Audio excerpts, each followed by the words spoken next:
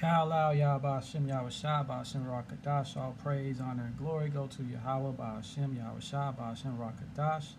Just want to send double honors to all the elders, apostles, all the saints doing the work out there since the beginning of this movement.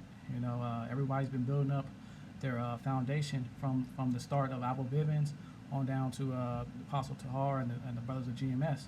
And just want to give them honor because they're out there laboring daily, doing the videos out there on the streets. So double honors to all the to Yahweh Shah and to all the apostles, elders, and saints. Now I just want to come to you with a quick breakdown of some scriptures. Let's go to Acts 12. And go to Acts 12 and 20.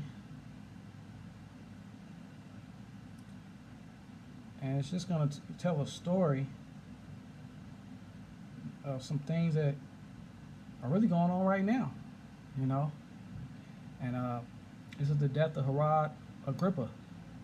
And I'm going to start in verse 20. And I'm going to read it in the NLT so that you get a better understanding. But it says, "Now Herod was very angry with the people of Tyre and Sidon. So they sent a delegation to make peace with him, because their cities were dependent upon Herod's country for food." He said the delegates won the support of Blastus, Herod's personal assistant, and an appointment with Herod was granted. When the day arrived, Herod put on his royal robe, sat on his throne, and made a speech to them. The people gave him a great ovation, shouting, "It's the voice of a God and of a man." So as you see, that's what's going on now with all these political things going on, with the world at odds, with many events happening. People are believing that, and they have believed for a long time that, so-called Edomites are the people, the princes of power, those that have the power, that they're gods. But it's going to come a time when Yahweh is going to strike all that down.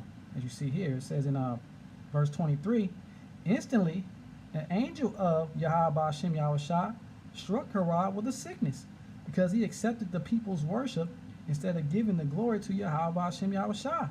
So he was consumed with worms and died." It says, and watch this, because once that happens, people are going to be shook. They're not going to know where to turn. But this is what's going to keep happening, though. It says, "Meanwhile, the word of Yahweh continued to spread, and there were many new believers." So even though those things may happen to where, he strikes down some of the leaders in power, the word is going to keep being preached. It says, "When Barnabas and Saul had finished their mission to Jerusalem, they returned, taking John Mark with them." So the word is going to keep going on. We can't get stuck with all these different things going on in the world that they're trying to uplift their powers, uplift the people in power, fake different events, different miracles. Those miracles are not the ones that you want to be praising. You want to be praising Yahweh Hashem Yahweh Shah. And then we go to a couple precepts here. Let's go to 2 Thessalonians. 2 Thessalonians 2. And I'm going to start in verse 3. It says, "Don't be fooled by what they say, for the day will come until there is a great rebellion against Yahweh and the man of lawlessness." And who's the man of lawlessness? Esau Edom. Is revealed, the one who brings destruction. So who's bringing all this destruction, all these different miracles, and all these different things going on the earth right now? A lot of people get mixed up at, we have all these different countries and all these different provinces that they called them back in the day. But all these different countries are ruled basically by Edomites. You take a look at all the major leaders in all these countries. They have either a direct lineage from the small hats, which is the 48ers, or they have a lineage to some kind of Edomite clan. And all you have to do is just do your research online. It says let's go back. It says, "For that day will not come until there is a great rebellion against Yahweh Hashem Yahweh Shah, and the man of lawlessness is revealed, the one who brings destruction." Verse 4 says, "He will exalt himself and defy everything that people call God and every object of worship." Because the gods that they're worshiping now are not the actual true creator of the universe. You know, when in the scriptures it has the lowercase God. So when lowercase comes, that means that the worshiping a God that's not real, such as JC, such as Buddha, such as Allah, and Allah just means God, and they actually give reverence to the Israelites. So I don't even know why they still worshiping that God, but it says that he will exalt himself and defy everything that people call God and every object of worship. He will even sit in the temple of Yahweh Ba'Shem Yahweh Shah, claiming that he himself is Yahweh. And that's what the white man is trying to do. That's what Esau is trying to do. You know, if you're watching and you're doing a lot of research of yourself, you'll see that they have a lot of major players that are above just even the richest people that we know. And they're called the elites. And these elites, you know, they are definitely trying to play God. They are trying to not only take away livestock, take away food. They're trying to make people into robots by creating all these different miracles to enhance your body. They're bringing out the MOTB. All these different things are happening, and he's trying to exalt himself as God so he can control this earth. But we know that's not going to happen. And then we go to Acts 14.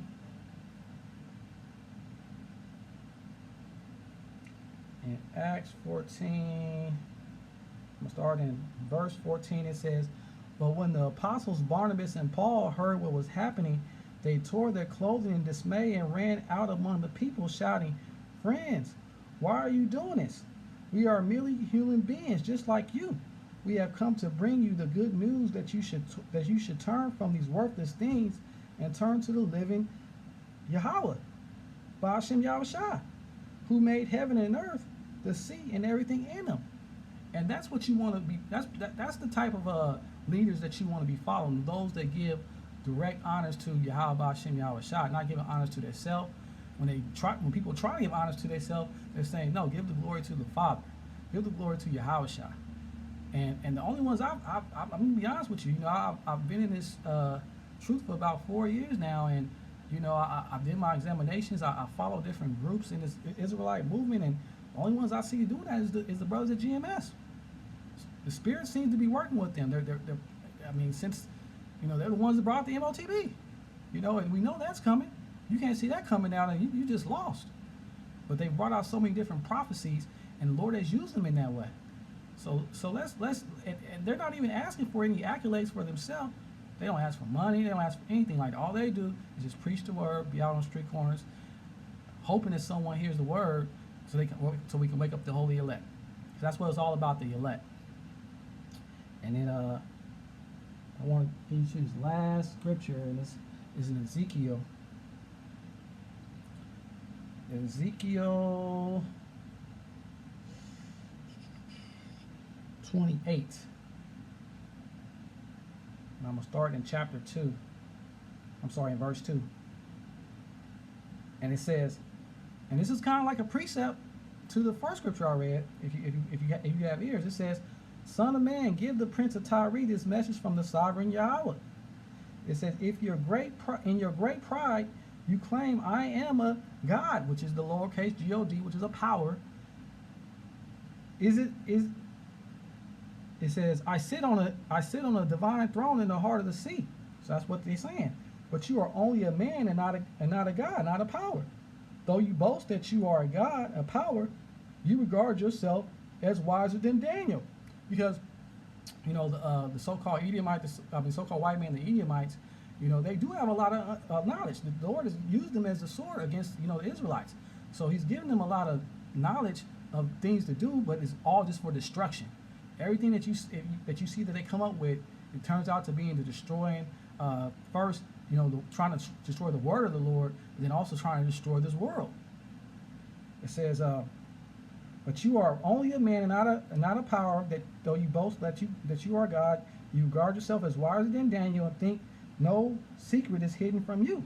With your wisdom and understanding you have amassed great wealth, gold and silver for your treasuries." And who has all the wealth? The elites. They don't even give their wealth to their people anymore. You know, you have some rich white Edomites still and everything, but the elites are the ones that really control all the food supply, and you control the food supply, then you control everything. It says, Yes, your wisdom has made you very rich, and your riches have made you very proud. Therefore, this is what the sovereign Yahweh says: because you think you are as wise as a God of power, I will now bring against you a foreign army, the the terror of the nations, and that's what's going to happen. Pretty soon we have a lot of different renegades out here in the land of America that are building up, and they're going to soon be attacking. You can't see that. Even the Edomites have special clans that are building up to get ready. I mean, the Edomites are the main ones that are stocking up the weapons right now. It says, they will draw their swords against your marvelous wisdom and defile your splendor, but they're going to be fighting against each other. It says, they will bring you down to the pit, and you will die in the heart of the sea, pierced with many wounds. And that's the whole accumulation of what Esau is going to happen to Esau. He's going to end up destroying himself from trying to destroy this world, trying to beat the Most High Yahweh, and we just can't wait. So I just encourage all the brothers and sisters out there to really go after building up their faith, connecting with the brotherhood. I got to check myself with that. I got to really make it a dedication to link up with the brotherhood, and all of us do. So I just want to bring that quick exhortation to you. Hope is edifying. Just want to give all praise, honor, and glory to Yahweh, by Hashem, Yahweh Shai, by Hashem, Ruach Kadash. Double honors once again to Yahweh Shai and all the apostles, elders, the saints out there doing the work, prophets, and shalom to all the holy elect, the hopeful elect out there that are looking to die to this world and live for the true King, Yahweh Shai. All praise, honor, and glory to you, Yahweh Shai.